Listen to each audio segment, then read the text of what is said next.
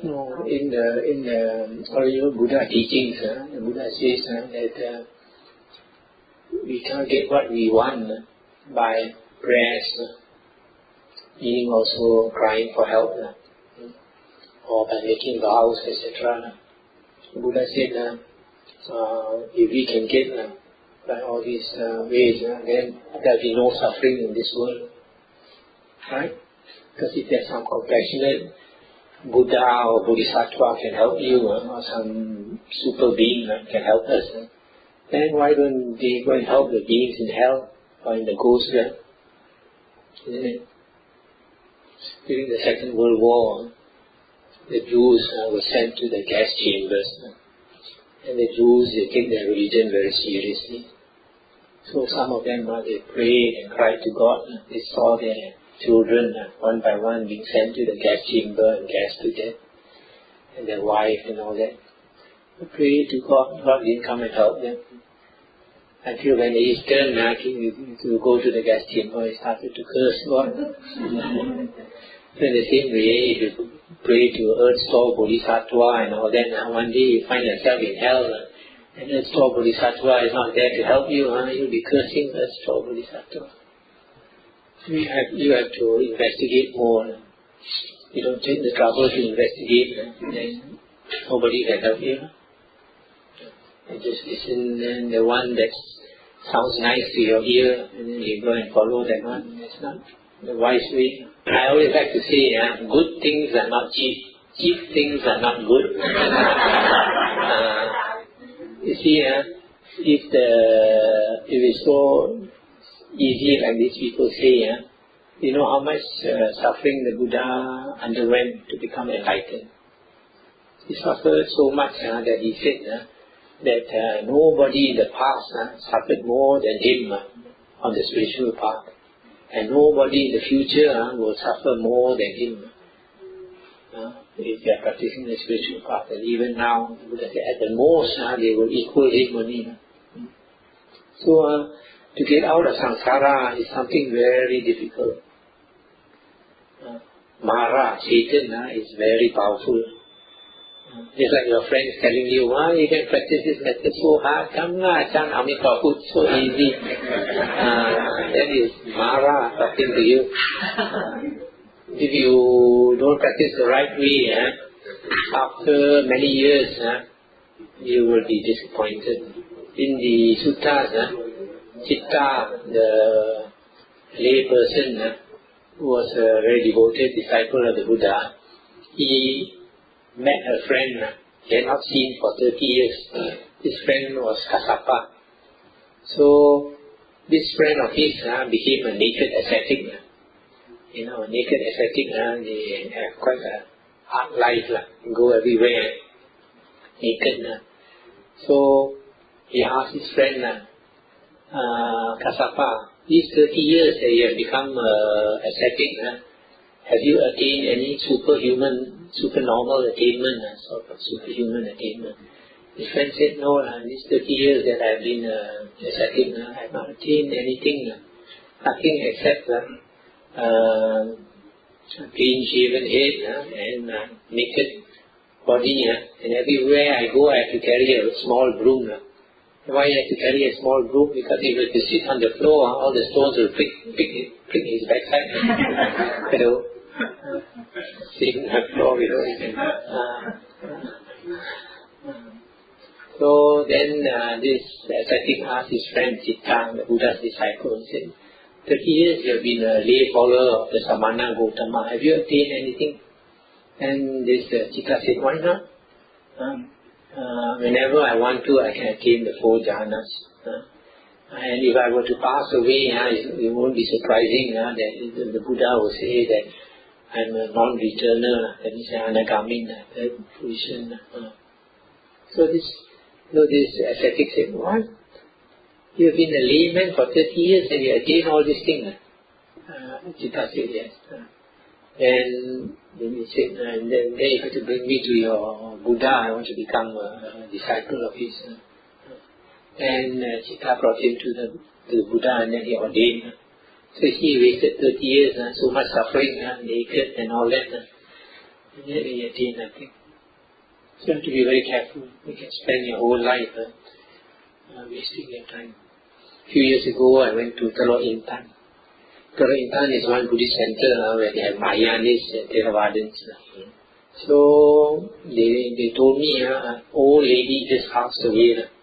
But a few days before she passed away, she was crying and asking people, why you took away my clothes? Who took away my clothes? And she was crying. But nobody took away her clothes. She saw herself naked, and those people had taken away her clothes. So the question they asked me is, why she has been chanting Amitabha for 30 years, 30 over years, why she behaved like that? I told them, it shows that she's going to be reborn in the ghost realm with no clothes to wear. So all that chanting Amitabha is just practicing the mouth, not cultivating the heart, the mind. It's the mind that is important. We have to change our heart, not the external. It's chanting Amitabha. Even you use a tape recorder, you can also get the Amitabha all the time. And train a parrot also to chant Amitabha. The parrot is not going to be reborn in the Pure Land. Oh, that if you go to Pure Land, that's one sutta. During the Buddha's time, there's a group of Brahmins, they have this practice. When the relative passes away, immediately they take his corpse out to the outside, in the open air, and make him face the sky, and shout his name, for example, Ali, Ali, do you see the heaven there? Go to heaven, go to heaven. And they believe that Ali will go to heaven because he can see heaven. So this man told the Buddha, he said, Bhagavan, now you are an Arahant Sammasambuddha, and they know Arahant Sammasambuddha has super psychic power. So he said, so now you can bring all of us to heaven. Can the Buddha bring all of you to heaven? So what did the Buddha say? The Buddha said, I'll ask you a question first. You reply me. The Buddha said, suppose a lot of people came to the edge of a pond, and they took a big rock, and they threw the rock into the pond. So when they threw the rock into the pond, the rock will sink because it's heavy. So when it is sinking, the Buddha said, these people all shout at the rock. Good rock, clever rock, please float up, float to the shore. Will the rock float up? And this man thought, and then the man said, no, the rock is heavy, it will sink. So the Buddha said, in the same way, if a person has done a lot of evil deeds, and then you shout his name and ask him to go to heaven, how can he go to heaven? All these evil deeds will bring him to the woeful pains of rebirth, hell or animal or ghost realm. On the other hand, the Buddha said, suppose these people came to the pond and took a cup of oil and threw the cup into the pond, then the cup will sink, but the oil will float up. And when the oil floated up, then they shout at the oil, ask the oil to sink to the bottom. Will it sink? Oil will not sink. So the Buddha said, in the same way, if a person has done a lot of good deeds, not done evil, so when he dies, his good karma will bring him to heaven. So you curse him and all that, they ask him to go to hell, so he won't go to hell. Right?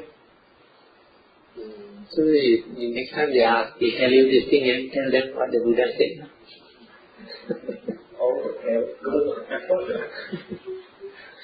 And these people, they use this excuse, sometimes the mosquito bite them, they kill the mosquito, and then they say, you go to the Pure Land. Like that, I kill you, and then you go to the Pure Land. And Theravada Buddhism, it is not necessary to do chanting. Firstly, a lot of people do it because you feel nice, emotionally nice. Just like Christians, they like to sing Hallelujah and all these things. They feel nice after singing. So that's the first thing. Secondly, some of the chants that we do are called paritas. Paritas are protections. and they protect us from evil and all that, from harmful spirits and all that. For a few reasons. One is we chant the name of the Buddha, Dhamma and Sangha. And some of them we chant against very fierce devas. We chant, for example, Atanatya, Parita. You call the names of the deva taikots, the very powerful deva rajas. So this type of parita was taught by the deva to the Buddha, for the disciples. So that, for example, if the disciples went to the deep forest to practice, and some fierce deva comes to harm him, and he chants the name of the taikor, then they will be scared. So some of these chants are effective as protections. And some is for Dhamma. For example, Mangala Sutta, the ways of getting the highest blessings. We chant this, the devas listen, they are very happy to hear the Dhamma. Because this particular sutta was spoken by the Buddha at the request of the deva. The deva came to ask the Buddha, then the deva said, men and devas, all of us we want blessings. How do we get the highest blessings? And then the Buddha said, Sevana cha balanam, Panditanam cha sevana, punja cha punjaniyanam, etamangala mustamam. Not to associate with fools, to associate with the wise, and to worship those worthy of worship, or to respect those worthy of respect. That is the highest blessings, etc., etc. So since this was spoken for the deva, so there are other devas also interested to hear this type of Dhamma. So for example, now we have a Dhamma discussion. It is possible that some deva also will come and listen. Because nothing helps us more than the Dhamma in this world. In this world, we suffer because we don't know the Dhamma. Because of not knowing the Dhamma, we do the wrong things. We don't do the right things. But when we know the Dhamma, we do the right things and we avoid the wrong things. So in this way, we make ourselves safe. We bless ourselves. The Buddha said that no man can bless another. It is by good actions that we are blessed. It is by evil actions that we are cursed. Nobody can curse us but our evil actions.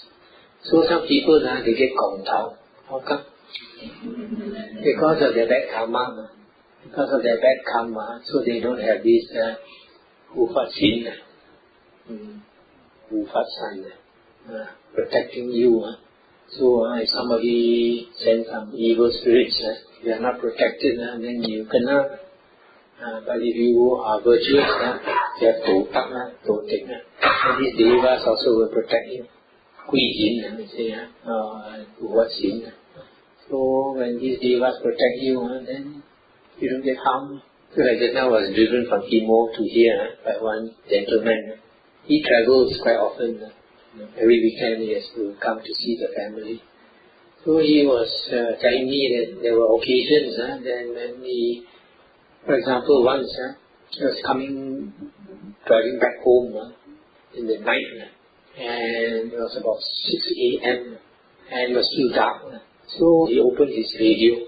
The radio suddenly went funny. The sound went funny. So he stopped at the rest area to adjust the wires and then to go to the toilet. Then he came out again on the highway. When he came out on the highway, he saw an accident. What happened? Somebody maybe fell asleep, knocked the middle barrier. So the car stopped there. And because it was dark, another car actually when he went into the rest area, another car, he was already driving about 100, 110, another car driving about 140, because at night we thought, no policemen around, some people, they go so fast. So the car had an accident in front, the lights were out. This fellow went so fast, when he saw the car, he wouldn't brake in time. bang into that car, and the car turned around a few times, and he saw the light, because the headlight was still on, turning around. And he reached there, and then he saw the accident. And he thought if he had not gone into that area, he would have, that would have been him. So what made the radio go funny? Something protected him. So see, when you are virtuous, things like that happen to prevent you from.